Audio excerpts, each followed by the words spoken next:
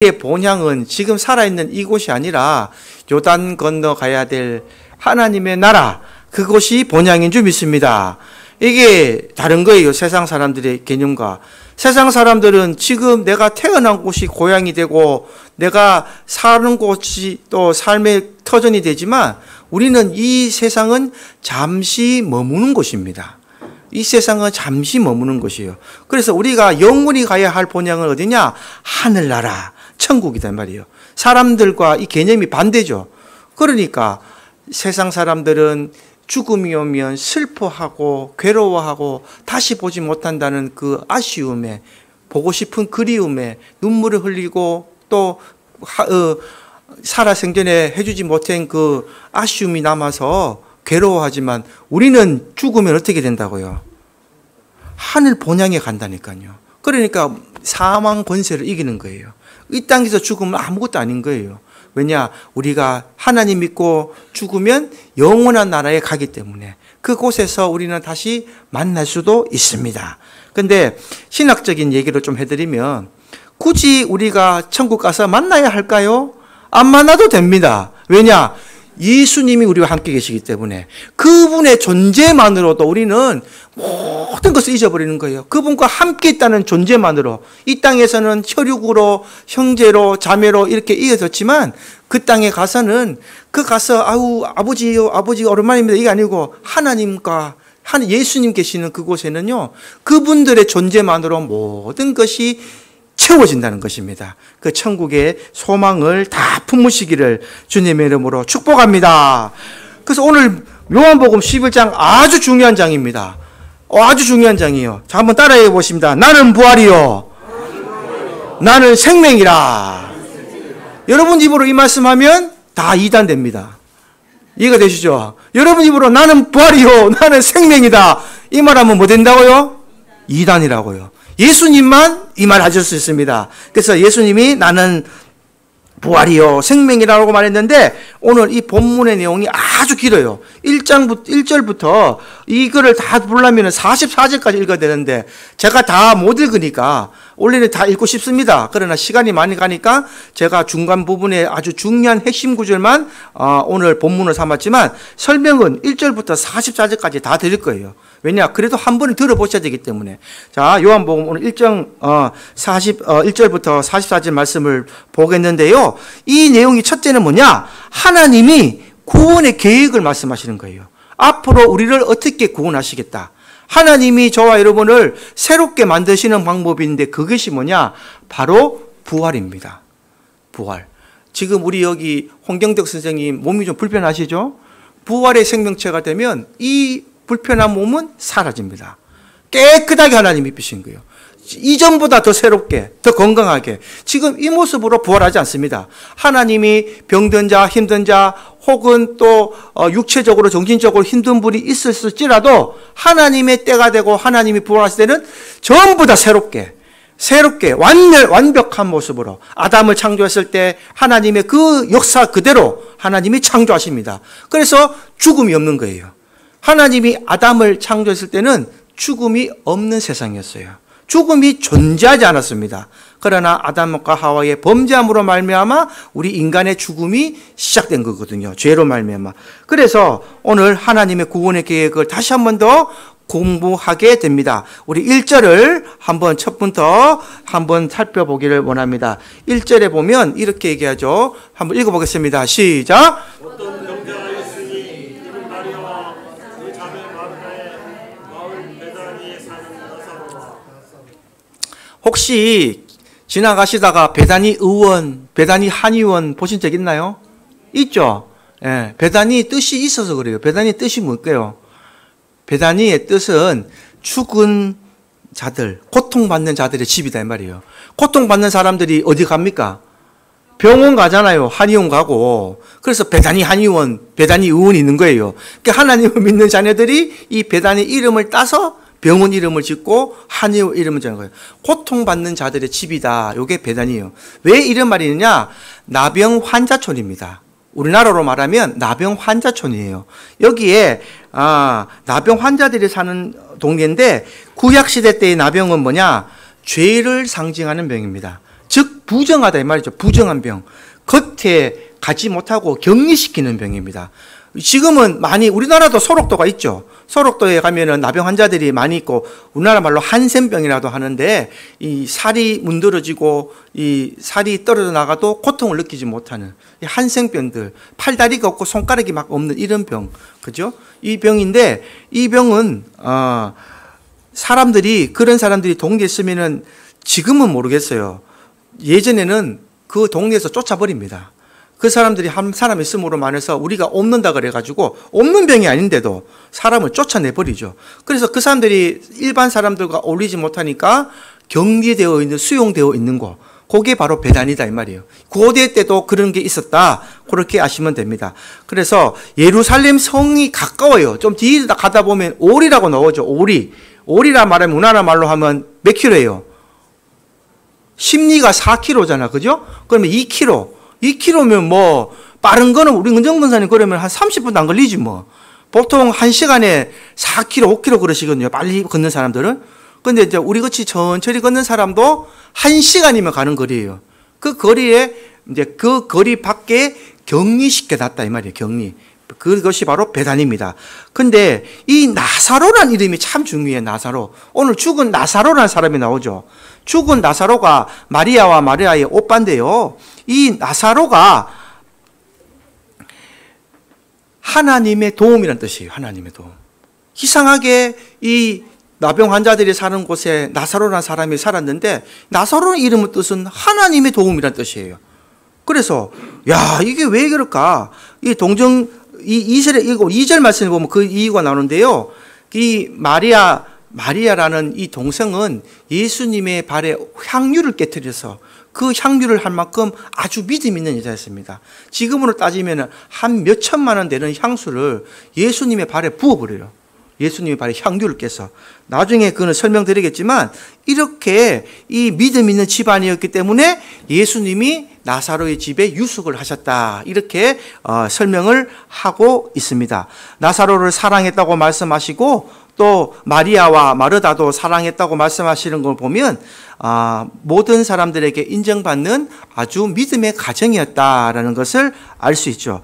그러나 이 4절 말씀에 보시면 나사로의 소식을 들은 이 예수님께서 뭐라고 말씀하시느냐. 4절을 한번 읽어보겠습니다. 시작. 예수께서 들으시고 있을 때 이 병은 죽을 병이 아니라 하나님의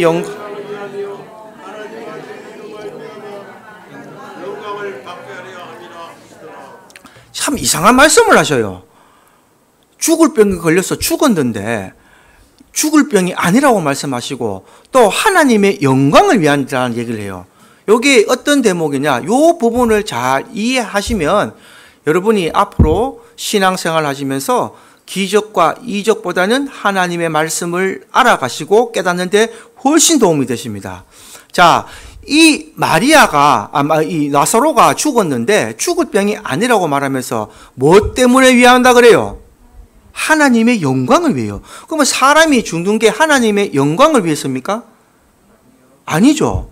그러면 어떻게 생각이 될까요? 이 죽은 나사로를 하나님께서 어떻게 하신다는 말씀이에요? 살리신다 이 말이에요. 살리신다. 죽은 사람이 살아나면 하나님께 영광이 될까요? 안 될까요? 영광이 되죠. 죽은 사람을 하나님이 살려내시면 사람들이 하나님에 대한 영광을 드러낼까요? 안 드러낼까요?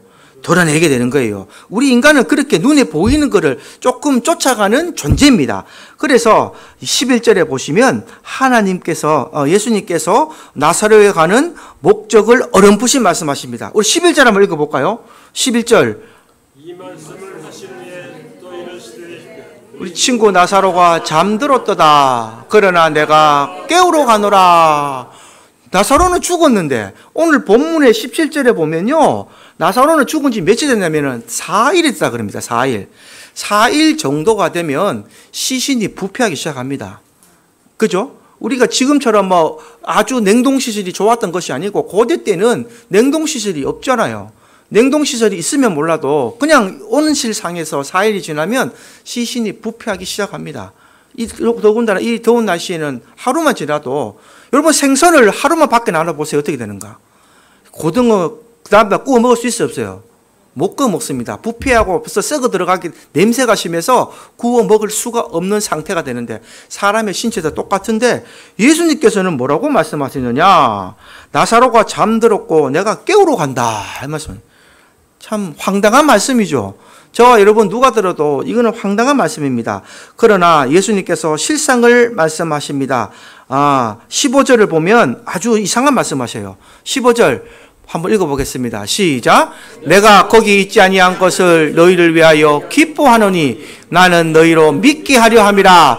그러나 그에게로 가자 하시니 내가 거기 있지 아니한 것을 너희를 위하여 기뻐한다. 나사로가 죽어서 기뻐한다 이 말입니까? 아니죠. 나사로가 죽어서 기뻐한다는 말은 아니라 여러분 이 뜻을 잘 기억하셔야 돼요.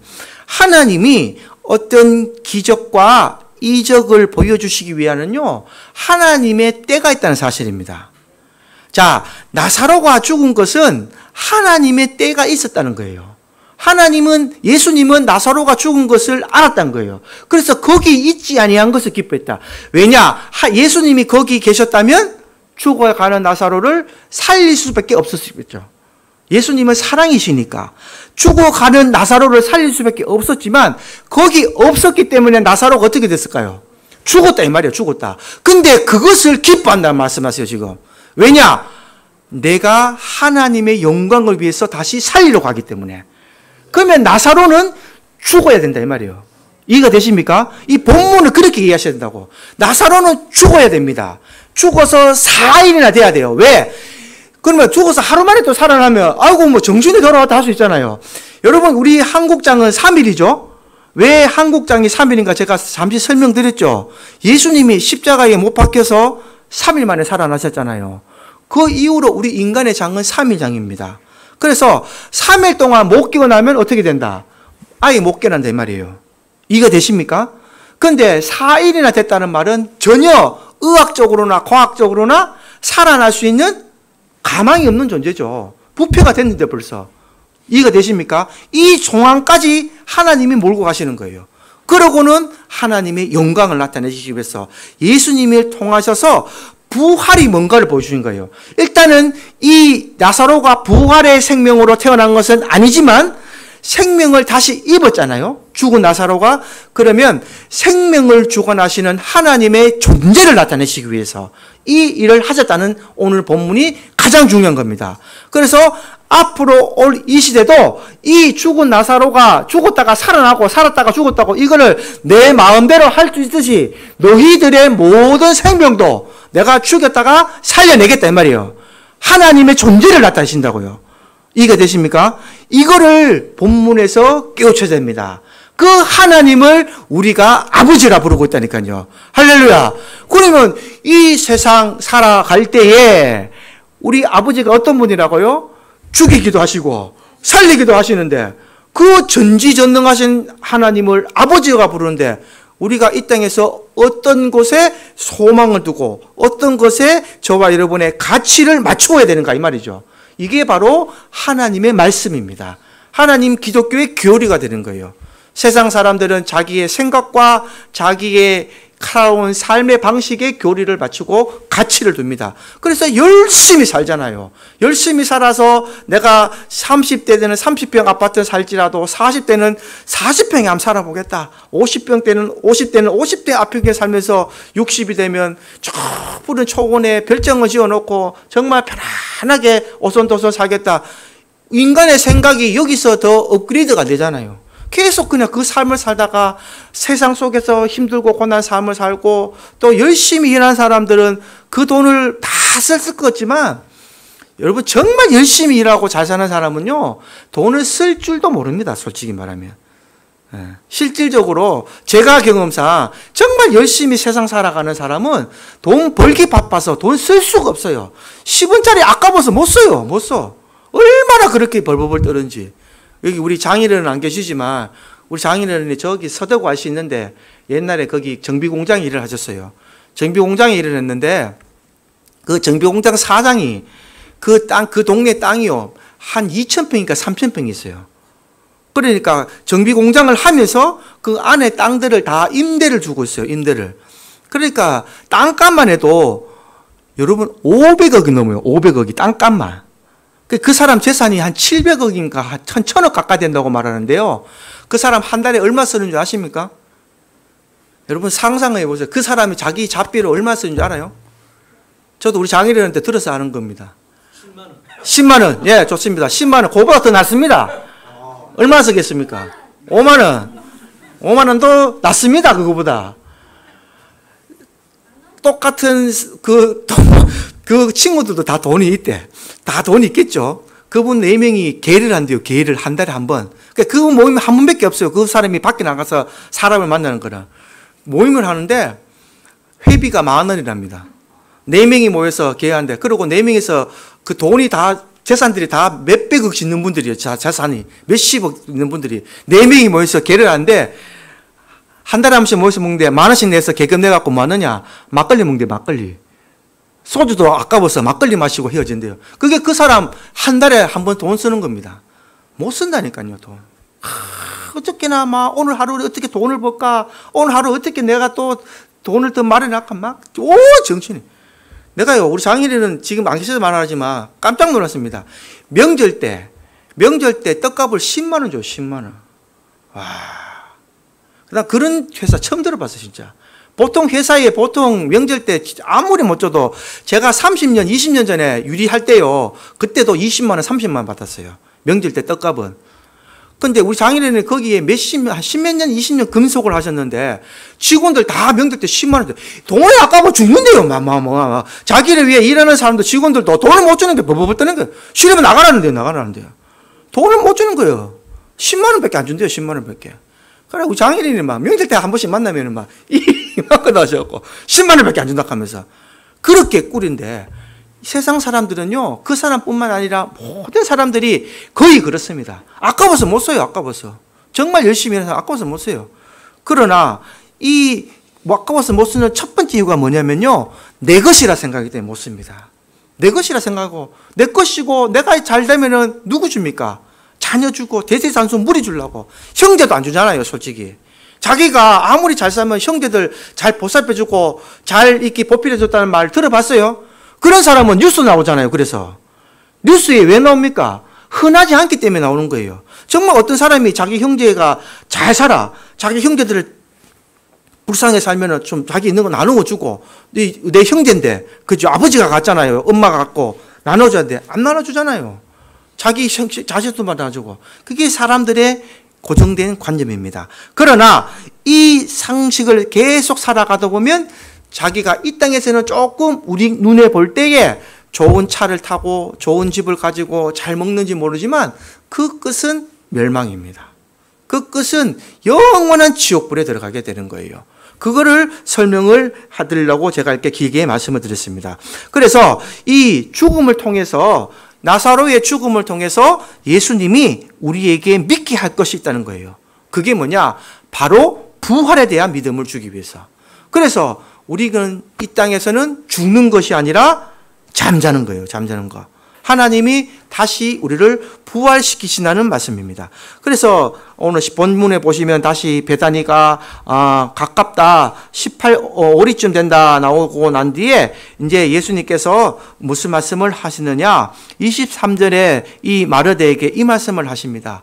23절 오늘 본문의 말씀으로 넘어가면 예수께서 뭐라고 말씀하냐? 자, 물어보겠습니다. 시작. 예수께서 이르시되 내 오라비가 다시 살아나리라. 이 말을요, 마르다는 단순의 위로의 말로 받아들입니다. 맞습니다. 마지막 시대에 우리가 부활로 다시 살아날 줄을 믿습니다. 마리아가 뭐라고 말하냐면요, 마리아가 이르되 마지막 날 부활 때에는 다시 살아날 줄을 내가 아나이다. 그러면 이때도 부활의 내용은 가르쳤다는 얘기예요. 그죠? 부활의 내용은 다 알고 있는데 예수님께서 지금 보여주시고자 하는 장면은 뭐냐? 마지막 때 살아나는 부활이 아니라 너희 오라비가 살아나는 모습을 보면서 진짜 이 일이 이루어진다는 것을 믿어라. 나는 부활이요 생명이니 내가 생명을 주관하는 죽음을 주관하는 능력이 있다는 걸 보여주시는 거예요. 예수님의 권세와 능력을 보여주면서 하나님의 영광을 나타내는 이 일을 지금 하시려고 합니다. 그래서 예수님께서 모든 사람들에게 하는 말씀이 오늘 이 말씀입니다. 25절, 26절은 다시 한 번 더 크게 합독해서 읽어보겠습니다. 시작! 예수께서 이르시되 나는 부활이요 생명이니 나를 믿는 자는 죽어도 살겠고 무릇 살아서 나를 믿는 자는 영원히 죽지 아니하느니 그것을 내가 믿느냐. 아멘. 예수님이 저와 여러분에게 선포하는 말씀은 죽어 천당이 아니라니까요. 살아서 천당입니다. 우리는 살아서 천당 가요. 이 땅에서는 잠시 잠을 잘 뿐이지 부활체로 살아나니까. 그러니까 나를 믿는 자는 죽어도 살겠고 살아서 믿는 자는 영원히 죽지 아니라 이 말입니다. 우리는 영원히 죽지 않는 이 말씀을 붙들고 가는 거예요. 만약에 제가 예화로 비유를 말씀드리잖아요. 우리 이 세상에는 죄를 지으면 형량이라는 게 있습니다. 맞죠? 내가 살인을 해도 15년, 20년을 살고 나오면 그 형기를 마치고 나오면 국가에서 나에 대해서 죄인이라는 죄값을 치렀기 때문에 내 죄값을 내가 치렀기 때문에 더 이상 나를 구속시킬 수 없습니다. 석방을 해야 되죠. 맞죠? 그러나 이 석방을 하고 난 뒤에 이 사람이 살아가는 그 삶이 다시 한 번 더 잘못되면은 죽으면은 지옥 간다 이 말이에요. 지옥 가지만 이 영원히 죽지 않는다는 것은 뭐냐? 그 얘기가 아니라 형량이 끝나면 죄가 사함을 받아서 그냥 이 사람의 죄가 없어지지만 여러분 이 하나님이 예배해 놓으신 이 지옥은요 기한이 없습니다. 아주 무서운 얘기죠. 기한이 없다는 얘기예요. 만약에 내가 이 땅에서 죄를 짓고 내가 지옥을 간다고 생각합시다. 근데 하나님께서도 재판을 하셔요. 네가 이 땅에 사는 동안 나를 믿지 않았고 이러한 죄를 지었다. 너를 만년 동안 지옥의 형벌을 처하노라. 땅땅땅. 이렇게 하면요. 저 솔직하게 만년이라도 버틸 수 있다니까요. 만년도 어떻게 하면 가요. 살다 보면. 어차피 영으로 갈 수도 있고 어떤 형체로 갈 수도 있고 부활체로 가는데. 근데 하나님은 지옥은 기한이 없습니다. 반대로 천국도 기한이 없어요. 영원이라는 써놓으세요 영원. 영원이란 말은 무한이란 말이거든. 무한. 셀 수가 없다는 거죠. 이게 무서운 말이에요. 하나님의 심판의 끝은요 유한이 아니라 정해진 시기가 아니라 무한이라는 사실입니다. 얼마나 무서운 법인지 몰라요. 여러분 되게 쉽게 생각하는데 유한과 무한의 차이는 어마어마합니다. 이 기한이 있는 것과 없는 것의 차이는요 상상만 오늘 집에 가서 꼭 한번 누워서 생각해 보세요.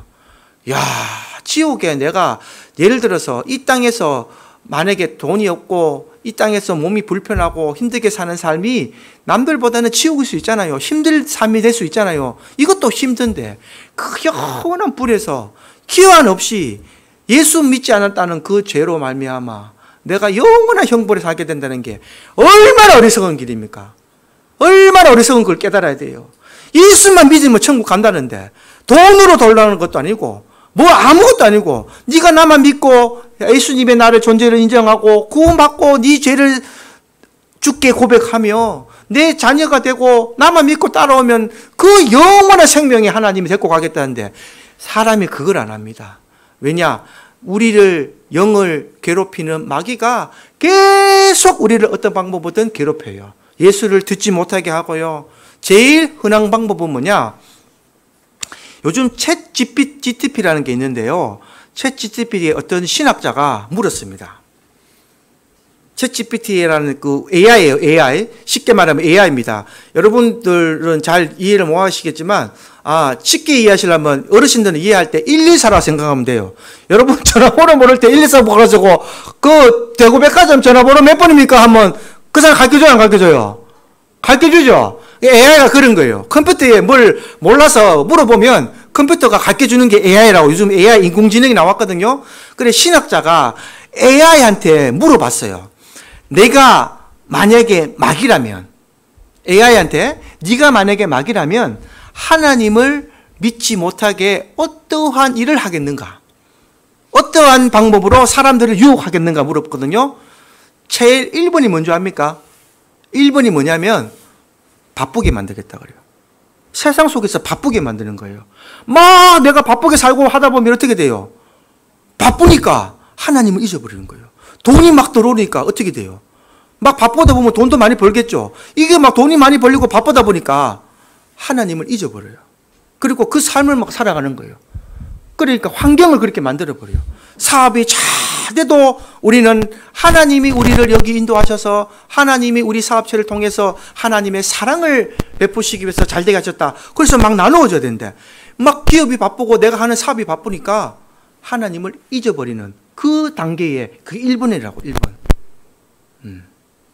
참 경이롭죠, 여러분. 컴퓨터가 그렇게 대답한다니까요. 몇 가지가 있어요. 열 몇 가지가 나오는데 1번이 바쁘게 만들겠다. 왜냐? 인간이 하나님을 생각할 수 있는 하나님을 찾는 시간을 없애버렸다는 거예요. 그러면 사람이 뭘 쫓아가겠어요? 돈이 막 잘 벌이고 세상 일이 잘 되면 하나님 잊어버릴 수밖에 없죠. 그 일을 해야 되니까. 그 하면 돈이 막 들어가니까 거기 못 쳐가지고 막 쫓아가다 보면 결국은 마귀는 그렇게 사람을 유혹한다는 것입니다. 그러나 주일이 되고 때가 돼서 우리가 주일날 지키는 이유가 뭐냐? 세상 속에서 6일 동안 열심히 살다가도 하나님을 믿었던 자녀들은 주일날 이렇게 모여서 하나님을 믿는 자녀들이 하나님께 경배와 찬양을 올려드리고 함께 모여 예배드리는 하나님께 영광을 돌리는 이 자리에 모이는 겁니다. 이게 주일날 우리가 드리는 예배의 의미가 되는 거예요. 삶의 예배도 우리가 세상 나가서 살지만 이 주일날 예배의 가장 큰 의미는 뭐냐? 세상 속에서 빛의 자녀로 살아왔던 우리 모두가 함께 모여서 일주일에 한 번 이 자리에 모여서 우리가 6일 동안 있었던 모든 증거와 감소를 나누고 모든 영광을 하나님께 영광을 돌리는 이 자리가 바로 우리 공적인 이 주일날 예배가 되는 겁니다. 그래서 우리는 이 주일을 잊어버리지 않는 거예요. 세상 일이 아무리 바쁘고 세상이 아무리 우리가 돈을 많이 벌어도 그 가치가 다른 거죠. 내가 주일날 예배드리는 이 1시간 하나님을 만나고 하나님과 함께 호흡하는 이 1시간이 세상적인 수억을 준다 해도 그 가치의 무게에 같이 올려둘 수가 없다. 이게 바로 우리의 신앙과 믿음의 고백이 돼야 된다. 이거를 제가 얘기 드립니다. 그래서 예수님께서는 이것을 믿느냐는 거예요. 믿느냐. 내가 너에게 영생을 준다는 것을 믿느냐? 이거를 곱씹어서 얘기합니다. 그래서 신적인 표현이 5번째 나옵니다. 제가 에고 에임이라고 말씀드렸는데요. 첫 번째는 뭐라고 말씀하셨느냐? 다시 한 번 더 제가 상기시켜 드리겠습니다. 1번은 나는 생명의 떡이다 라고 말씀하셨어요. 생명의 떡이다. 두 번째는 나는 생명의 빛이다. 세상의 빛이다. 세 번째는 나는 양의 문이다 라고 말씀하셨고, 우리가 지난주에 배웠던 나는 선한 목자다 라고 말씀하셨어요. 그리고 오늘은 나는 부활이요 생명이다 라고 말씀하십니다. 예수님의 이런 신적인 표현이 예수님이 가르치는 교리의 핵심이 되는 거예요. 자, 보세요. 예수님이 생명의 떡이니 말씀으로 자체로 오셨잖아요. 예수님이 생명의 뜻이고 세상의 빛이 되게 오셔서 세상의 죄로 쌓여있는 저 어둠의 자녀들을 예수가 이 땅에 오심으로 세상의 빛이 되어 있었던 거예요. 주님이 오셔서 빛을 비추니 어둠은 물러가고 세상의 빛을 바라보는 영안이 열리게 되는 겁니다. 그래서 예수님은 나는 양의 문이다. 예수님은 게이트, 문이죠. 문을 통해서 들어가는 거예요. 나를 통해서. 내 양들은 나를 통해서 들어와라. 내가 선한 목자가 된다. 내가 너희들을 영생의 길로 인도하는 목자가 되겠다. 그리고 나는 부활이고 생명이다. 이 얘기를 지금 요한복음에 제가 오늘 5번째까지 말씀드렸습니다. 총 몇 가지가 있다 그랬죠? 7가지가 있습니다. 그래서 오늘은 이 죽은 나사로의 죽음으로 말미암아 기적은 7가지 기적이 다 끝납니다. 그래서 이 나를 믿는 자는 죽어도 살고 살아서 믿는 자는 영원히 죽지 않는다. 영생을 얻는다라는 뜻이죠. 그래서 이 부활의 믿음 때문에 영생을 얻게 된다. 이 예수님의 부활을 이해했던 바울이 어떻게 기록했냐면요. 고린도전서 15장 20절에서 22절에 바울은 이렇게 정리를 합니다. 우리 부활에 대한 내용을 다시 한번 더 확인해 보겠습니다. 시작. 그러나 이제 그리스도께서 죽은 자 가운데서 다시 살아나사 잠자는 자들의 첫 열매가 되셨도다. 사망이 한 사람으로 말미암았으니 죽은 자의 부활도 한 사람으로 말미암는도다. 사망이 누구만에서 아담으로부터 시작됐기 때문에 부활이 주님으로부터 시작된다. 21절에 그 설명을 하죠. 아담 안에서 모든 사람이 죽은 것 같이 그리스도 안에서 모든 사람이 삶을 얻으리라. 할렐루야. 이게 바울이 바라봤던 부활의 정리입니다. 그래서 바울은 아담이 죽음의 시초가 됐지만 예수 그리스도는 부활의 첫 열매가 됐다. 이렇게 해서 한 거예요. 아주 교리가 뛰어나죠. 바울이 얼마나 머리가 좋은지 정말 정리를 깨끗하게 잘했잖아요. 그래서 아담으로 인해서 우리가 죄가 들어와서 죄를 범함으로 인해서 우리에게 죽음이 왔지만 그 죽음의 권세를, 죽음의 두려움을 예수 그리스도가 부활로 바꾸셨다 이 말이에요. 예수님이 이 땅에 오셔서 부활로 바꿔내셨기 때문에 우리는 주님의 부활을 바라보고 우리도 나아갈 수 있다. 그 영생의 길로 나아갈 수 있다. 이게 바로 뭐냐? 하나님의 구원의 계획이다 이 말이에요. 하나님이 구원의 계획을 계획하셨다는 거예요. 이렇게. 그 계획을 보여주셨고 또 부활을 준비하셨다. 그리고 부활의 모델을 보여주시기 위해서 나사로의 모둠으로 가게 됩니다. 이름이 나흘이 된 나사로의 무덤 앞에 서서 생명의 주인 되시는 하나님께 먼저 기도하시면서 나사로를 살리는 목적을 설명하죠. 41절, 42절을 한번 우리 읽어봐야 됩니다. 한번 읽어보겠습니다. 시작. 돌을 옮기려오니 예수께서 눈을 들어 우러러보고 이르시되 아버지여 내 말을 들으신 것을 감사하나이다. 예수님이 나사로를 살리러 간다 그랬잖아요. 예수님이 이 말을 선포를 하고 갔는데 나사로가 못 살아나면 어떻게 돼요? 예수님은 가짜죠. 가짜 되잖아요. 그래서 예수님이 하나님 앞에 먼저 감사기도 드린 거예요. 아버지여 내 말을 들으신 것을 감사나이다. 돌은 예전에 유대인들은 굴을 파서 입구를 막았어요. 예수님 무덤도 앞에 돌을 막았죠. 돌을 막았죠. 그래서 마리아가 가서 봤을 때 돌이 옮겨서 썼잖아요. 그 성경책에 보면. 그래서 이 유대인들의 무덤에 보면 돌을 막아 놓습니다. 그리고 둘째는 그 부패의 냄새 때문에 냄새의 영향으로 새어나오지 못하고 그렇게 하는 그런 거에 영향이 있다라고 제가 배웠습니다. 그렇게 이해하시면 되고 42절 읽어보겠습니다. 시작.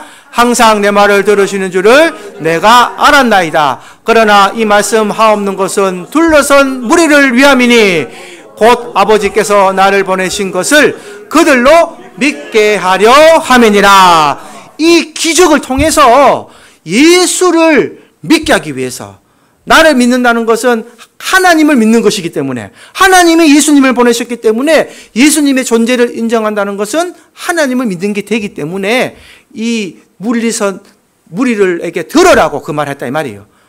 들어선 무리에게 너 봐라 내가 하나님이 나를 보내신 아들이 맞다. 너희를 구원한 메시아가 맞다라는 것을 얘기해서 그러고 나서 예수님께서 뭐라 하냐 나사로야 나오라 라고 말할 때 나사로가 어떻게 나오냐면요 배로 몸을 동인 채로 밖에 나오는 거다. 몸에 이 뭐를 베인 그대로 나온 거예요.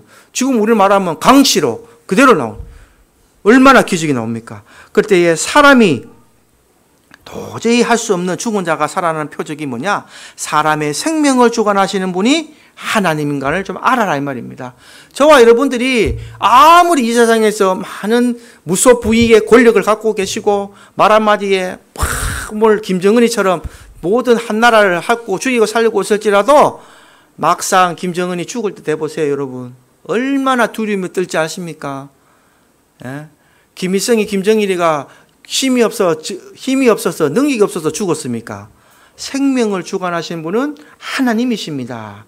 하나님이 살리고 죽이신다는 걸 안다면 북한 정권도 그걸 깨달았다면 저렇게 인명을 학살하고 잘 먹고 잘 살겠다고 저렇게 나라를 망치는 일은 없습니다. 왜냐? 하나님을 두려워하면 저런 인권에 대한 학살을 할 수가 없는 거예요.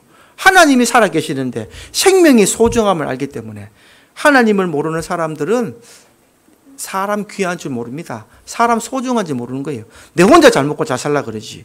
내 생명이 더 귀하지. 그러나 하나님을 바로 알고 하나님을 우리의 아버지로 모시는 사람은요, 생명을 주관하시는 하나님을 인정하기 때문에 그 생명을 주신 내가 감사함으로 다른 사람, 모든 사람의 생명을 귀하게 여기는 거예요. 그래서 그 사람이 죄를 뒤집어 썼던, 그 사람이 강도든, 그 사람이 정말 살인자라도 그 영혼이 예수 믿고 구원받으면 그것만큼 귀한 게 없는 겁니다. 그 사람의 죄가 내가 눈에 보일 때에 살인자라 하더라도 그 사이에 손을 잡고 예수 믿고 구원받읍시다. 지금 이전의 죄는 주님이 다 용서해 주십니다. 예수 믿고 구원받읍시다. 이 생명을 사랑하는 사랑이 전해져야 되는 겁니다. 이게 바로 하나님 자녀의 모습이 돼야 된다. 예수님이 지금 이것을 보여주시는 겁니다. 그래서 모든 것은 하나님의 능력이다. 이것을 요한복음 5장에는요, 조금 더 자세하게 기록을 해놨습니다. 우리 요한복음 5장 24절에서 29절 말씀, 영생에 대한 말씀을 한번 읽고 마치겠습니다. 천천히 한 절씩 읽겠습니다. 5장 24절부터 우리 영생의 말씀을 읽어보겠습니다. 시작. 내가 진실로 진실로 너에게 이르노니 내 말을 듣고 또 나 보내신 이를 믿는 자는 영생을 얻었고 심판에 이르지 아니하나니 사망에서 생명으로 옮겨졌느니라. 할렐루야. 이 땅에서 살아갈 때에 모든 사람들이 사망을 맛보지만 사망에서 생명으로 얻는데 어떻게 썼느냐? 자, 첫째는 뭐예요? 내 말을 듣고 하나님 말씀 복음을 듣고, 맞죠? 또 나를 보내신 이를 믿는 자, 하나님을 믿는 자는 영생을 얻는다 이 말입니다. 예수를 믿고 예수님의 말씀을 듣고 복음을 듣고 내가 죄인인 걸 깨닫고 고백을 하면 영생을 얻는다. 이게 얼마나 쉽습니까? 돈 달라 소리 안 하는데 여러분 재산 달라 그럽니까? 뭐 달라 그래요? 여러분 자녀를 달라 그럽니까?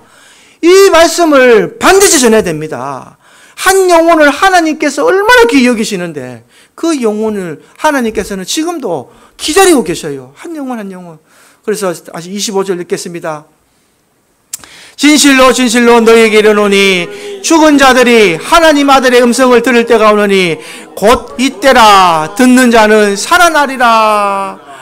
죽은 자들이 하나님의 아들의 음성을 들을 때가 온데 곧 이때라. 듣는 자는 살아나리라. 지금 여러분이 어떻게 생각할지 모르지만 하나님을 믿지 않는 저 세상의 사람들은요, 살아있는 것지만 다 죽은 자입니다. 영은 죽었다니까요. 이 지금 육신의 껍질을 가지고 열심히 살아가고 있지만 하나님을 모르는 사람은요, 다 죽은 자입니다. 영이 죽은 자예요. 그래서 나밖에 모르고 나 개인주의로 벽끼고 이 뭔가 이득을 위해서 어떤 자기 권세와 능력을 위해서 나타나는 사람이지, 뭐 누구라고 뭐 정치적인 얘기 이런 얘기를 하기 싫지만 여러분들 모든 사람들이 다 부정과 부패를 저지르잖아요. 이게 다 왜 그러냐? 자기가 그거를 죄인 줄 모르고 하는 거예요. 그냥 속이고 모르고 넘어가면 그만인 거예요. 맞죠? 예. 사기꾼들이 왜 사기친 줄 압니까? 가장 쉬우니까 그래요, 자기들이. 여러분, 사기꾼들이 되게 머리 좋은 거예요. 사기꾼들이 IQ가 되게 높아요. 그 사람을 속이려고 하면 얼마나 많은 머리를 써야 되겠습니까? 그래서 사기꾼들이 교도소에서 제일 교화가 안 된다 그래요. 사기꾼들을 교도소 가면요, 그 안에서 또 다른 사기를 배우는 거예요. 아이고, 그런 방법도 있습니까? 사기꾼들을 모아놓으니까 새로운 방법들이 막 터득되는 거예요. 그 안에서 교화가 아니라 저것끼리 나와가지고, 그러면 나가서 이번에 우리 이거 한번 해보자. 나와서 저것끼리 뭉쳐가 또 하고 또 하고. 사기범 전과들은요, 수십 범입니다. 전과 5범에서 10범 이상 많아요. 왜냐? 이제는 그 안에서 그것만 배우니까. 그러니까 사기범이 교화가 그렇게 안 된대요. 머리가 좋은 사람들이에요, 사기범들이. 어떻게 하든 저 사람 속일까 하는 사람. 여러분, 보이스피싱이라든가 이런 게 지금 안 사라지죠? 그렇게 나라에서 하지 마라 그러고, 조심하라 그러고, 통장을 막아놓고 해도 어떠한 방법으로 또 속아내잖아요. 자녀가 위험에 빠졌다 그래가 또 돈 들고 가는 사람도 있고, 그죠? 지금은 또 뭐, 카드사, 우리 전도사님 받았죠, 그때 전화. 나도 한 번 받은 적 있어요. 이제 카드 신청 안 하셨습니까? 아이고, 카드가 잘못 갔는데, 진짜 실제로 그래요, 지금. 그러면은, 당신, 인적 사항하고 비밀번호 다시 한번 눌러주세요. 제가 취소시키겠습니다. 이래가지고 그 전화를 연결시킨다니까요. 그래가 내 비밀번호, 내 인적 사항 하고 되면 어떻게 될까요? 그대로 통장에 있는 돈이 다 틀립니다. 다 틀리는 거예요. 이 사기가 지금요, 나날이 발전한다니까요. 보이스피싱은 뭐 상상 못할 대로 발달합니다. 이 사기꾼들이 그렇게 발달하는 거예요. 그러나 하나님의 음성을 듣는 자는 살아난다. 자, 다시 읽어보겠습니다. 아버지께서 자기 속에 생명에 있음 같이 아들에게도 생명을 주어 그 속에 있게 하셨고, 할렐루야. 아들에게도 생명을 주어서 그 속에 있게 하셨다. 이 얘기는요, 하나님은 자기 속에 생명이 있음 같이, 하나님은 죽고 살고 하시는 분입니까? 그냥 살아 계시는 분이에요. 살아 계시는 분이에요. 그러니까 하나님은 생명만 있지 사망이 없다 이 말이에요. 근데 그 생명을 누구한테 줬다고요?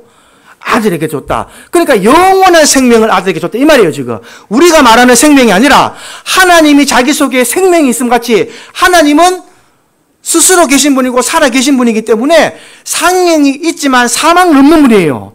이해가 되시죠? 이 영원히 사는 생명을 아들에게 줬다 이 말이에요. 그래서 예수님이 부활하셔서 나선 생명은 죽는 생명이냐 영원히 사는 생명이냐? 영원히 사는 생명. 그리고 그 생명을 누구한테 주신다고요? 아들에게 준다니까요. 아들에게. 예수님뿐만 아니라 그 자녀된 이제 하나님의 자녀가 되는 사람에게 영원한 생명을 주시겠다. 지금 이걸 설명하는 겁니다. 27절 읽어보겠습니다. 또 인자됨으로 말미암아 심판하는 권한을 주셨느니라. 이 땅에 마지막 심판은 누가 하신다고요? 예수님이 하신다니까요. 인자됨으로 말미암아 심판하는 권세를 예수님에게 줬어요. 이름을 했다니까. 왜냐? 예수님이 죽기까지 순종하셔서 하나님의 뜻을 이루어드리고 영광을 나타내시기 때문에 하나님이 그 공로로 말미암아 내가 너에게 모든 것을 이름한다. 권한을 주셨다니까. 심판하는 권세. 그래서 우리가 예수 이름으로 죄사함을 받는 거예요. 이게 이해되십니까? 그냥 뭐 예수님이 아니라 예수님이 이 권한을 받으셨기 때문에 예수 이름으로 우리가 죄사함을 받고 예수님이 그걸 인정하고 예수의 피로 저와 여러분의 죄를 속량하신다니까요. 예수님이 대신 빚을 갚으셨다 이 말이에요. 빚을 갚으셨다. 속량하셨다 이 말이에요. 우리 죄값을 지불하셨다 이 뜻이거든요. 속량이 지불하셨다. 그 얘기를 하는 겁니다. 28절 이를 놀랍게 여기지 마라. 무등 속에 있는 자가 다 그의 음성을 들을 때가 오나니. 여러분 이게 계시록을 아셔야 되는데 계시록에 보면 산에 있는 사람이나 바다에 빠져 죽은 사람이나 이 상에 있는 모든 사람들이 마지막에 부활할 때가 온다 그래요. 지금 그게 이 말입니다. 무덤 속에 있는 사람이나 누구라도. 자 여러분 뭐 우리가 세월호 사건도 있었고 많은 사건이 있었죠. 또 낙태하는 어린이들 기억하십니까? 뭐 엄마 뱃속에서 생명이 잉태됐는데 이 땅에 태어나지도 못한 그 생명들도 다 하나님이 기억하신다는 거예요. 이 얼마나 무서운 말씀이십니까? 이 땅에서 태어나서 이 땅의 배 안에 있었던 그 생명도 이 땅에 빛을 보지 못했던 그 생명 하나도 하나님은 다 기억하십니다. 그래서 마지막에 다 살리신다니까요. 하나님께서 전부 다 살리세요. 지금 우리가 착각하는데 아이고 그러면 사람이 몇 명이고 아담 때부터 지금 사람이 몇 명이고 그거를 하나님을 모르는 자들이라는 말이에요. 하나님은 전지전능하십니다. 하나님은 못하실 일이 없는 분이에요. 여러분 모세가 홍해 바다에 섰을 때에 바다가 갈라지는 거 상상이나 했습니까? 상상도 할 일 못할 일이 아니잖아요. 바다가 갈라져서 어떻게 그 60만 되는 사람 200만 되는 사람이 바다를 건넙니까? 하나님은 무에서 유를 창조하시는 분입니다. 우리와 생각과 우리의 지식으로 하나님을 알라 그러면 그게 바로 교만이에요. 교만. 하나님은 우리의 생각과 모든 것을 상상할 수 없는 무한으로 만들어내신 분입니다. 여러분 이 우주만 생각해도 안 그렇습니까? 이 지구도 이렇게 넓고 지금 세계가 한 200개국이 넘는데 여러분 몇 개국이나 가보셨어요? 이 넓은 세계도 다 못 가보셨잖아요. 그런데 태양계가 있다니까요.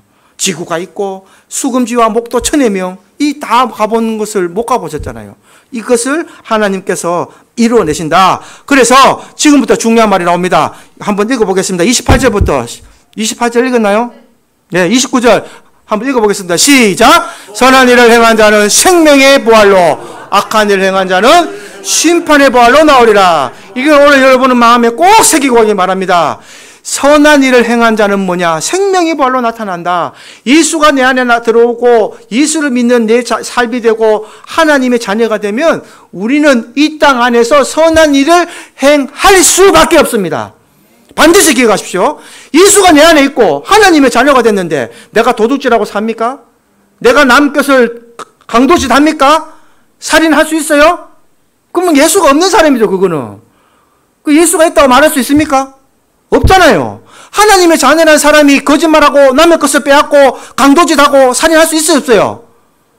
하면 안 되죠. 그건 하나님 자녀가 아니잖아요. 그러나 이런 선한 일을 해갔기 때문에 생명의 부활로 하나님 말씀으로 살았기 때문에 살아나고, 악한 일은 어떻게 되냐? 영원한 심판의 부활로 나타나는, 심판의 부활로 나타나는 거예요. 심판의 말은 네 죄를 묻겠다는 말이에요. 네 죄를 어떻게 할래? 죄값을 받아라는 겁니다. 우리는 예수 그리스도의 의로 덮습니다. 우리가 이렇게 죄인이 되고 가도 예수님이 우리의 그 피의 공로, 의를 우리를 덮어버려요. 우리가 아무리 죄가 있어도, 여러분, 죄 사함 받는다는 말이 뭐냐면요, 죄가 완전 사라진다는 말이 아니라 주님의 그 공로로 우리 죄를 덮어버려요. 속죄소 기억하십니까? 속죄소에 이 피를 뿌리는 것처럼 주님의 의로 우리를 덮어버려요. 그래서 죄가 가리워지는 겁니다. 그거를 예수님의 칭의라 그래요. 칭의. 예수의 의로 말미암아 우리가 구원함을 얻는다. 예. 그렇게 구원을 받는 겁니다. 그래서 사망에서 생명으로 옮기는 삶이 되는 것입니다. 죽은 자들은 하나님의 음성을 때가 됐다. 종말의 때가 있다. 선한 일을 행한 자는 생명의 부활로 영생을 얻는 몸으로 변화되어지고, 또 부활의 심판의 부활로 된 사람은 영원한 형벌을 받아 치우게 가게 된다. 이 말씀을 기억하셔서 영생을 다 받고, 저봐 여러분은 영생 받은 걸로 만족하지 마시고 내 가족, 내 형제들, 내 주위에 가장 많은 사람들에게도 이 복음을 전하셔서 다 함께 생명의 부활로 나타나셔서 영생의 길로 가는 저와 여러분의 앞으로의 삶이 이어지기를 주님의 이름으로 축복합니다. 시간이 많이 됐으므로 찬송